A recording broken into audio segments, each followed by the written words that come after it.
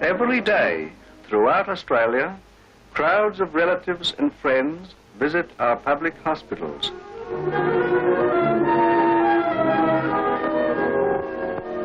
Illness disorganizes the life of the individual. Illness also affects national life. Valuable manpower is lost. Production decreases. National economy is affected.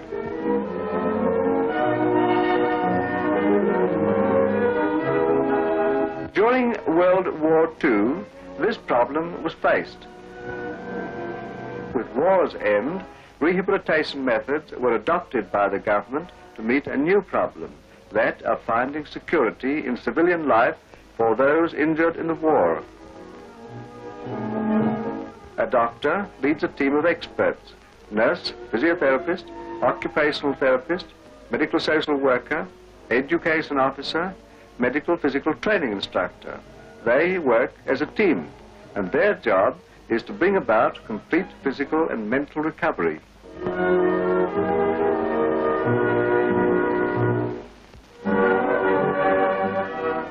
The Australian government decided that rehabilitation benefits should be available through the Commonwealth Department of Social Services to ex-service members whose illness or disability was not directly due to war service. Applicants for benefits come through many channels. Each application is carefully considered, and for each accepted applicant, an individual plan of rehabilitation is prepared by the panel, a team of medical and non-medical experts.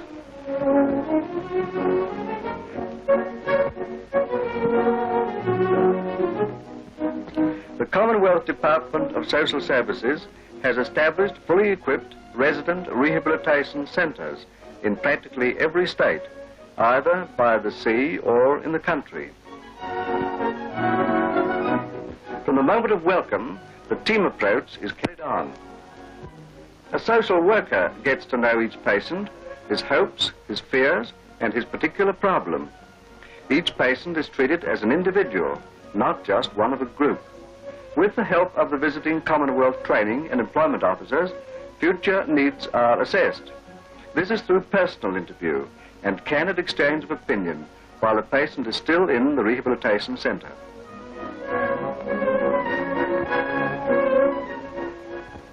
The close personal contact with each individual's problems is constantly maintained. The doctor consults his staff regularly. From the physiotherapist's personal report, he knows when to increase the scope and the intensity of exercises.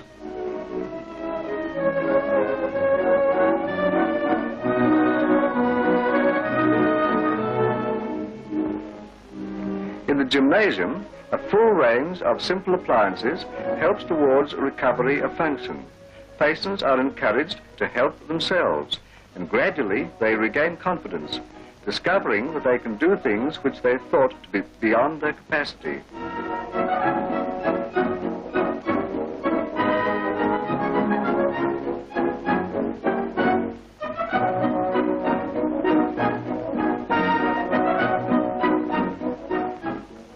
There are artificial limb factories in every state capital, and the craftsmen who make these limbs are mostly disabled war veterans, men who have themselves overcome the handicap of loss of arms or legs.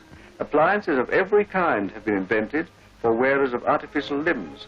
This means that these men and women can take up almost any type of work for which their talents fit them, or take part in almost any sport or recreation.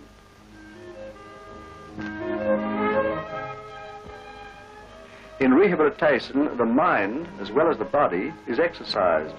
In lectures and classes, the education officer helps to restore interest in the present and the future, and in the library, enforced leisure is put to good use.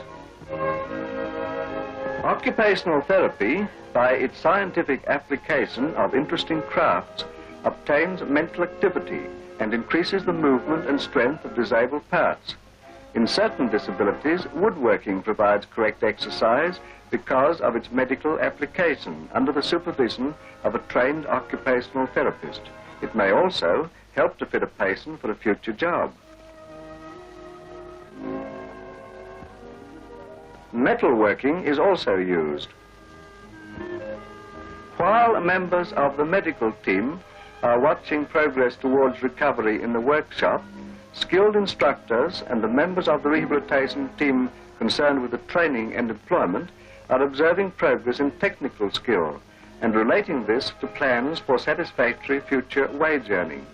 Here at the Rehabilitation Centre, the employment plan takes shape. To the average man, a satisfactory job is vitally important. Finding his place in the community and security in his own home largely depends on this. It is a strong stabilizing factor in his life and has far-reaching effects.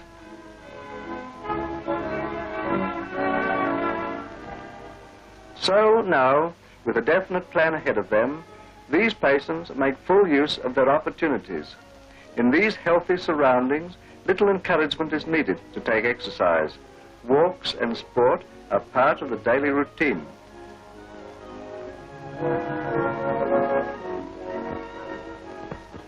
Occupational therapy is not limited to indoor activities.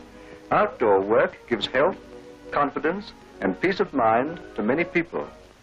Many a stiff back begins to bend as the game grows in interest. Animal husbandry is also part of occupational therapy and has a wide appeal.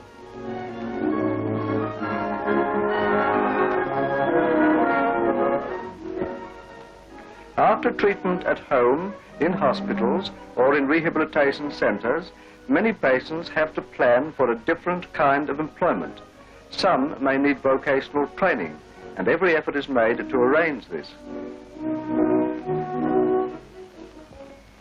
The vocational guidance officer, through his tests, assists in determining innate capacity.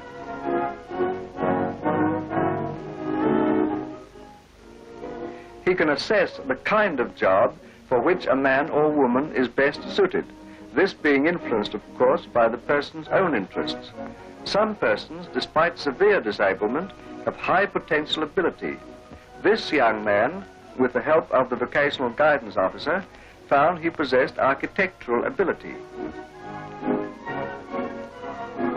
After training comes the job, and here the Commonwealth Employment Service plays its part, with its special section for dealing with the employment problems of the physically handicapped.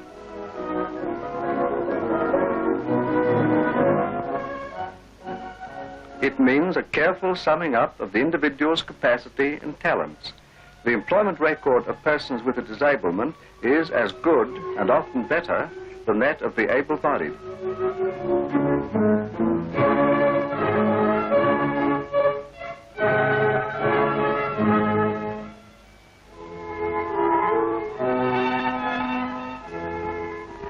This means finding jobs, even for those who are blind, which they can hold down, not because of sympathy or sentiment, but by merit and in open competition.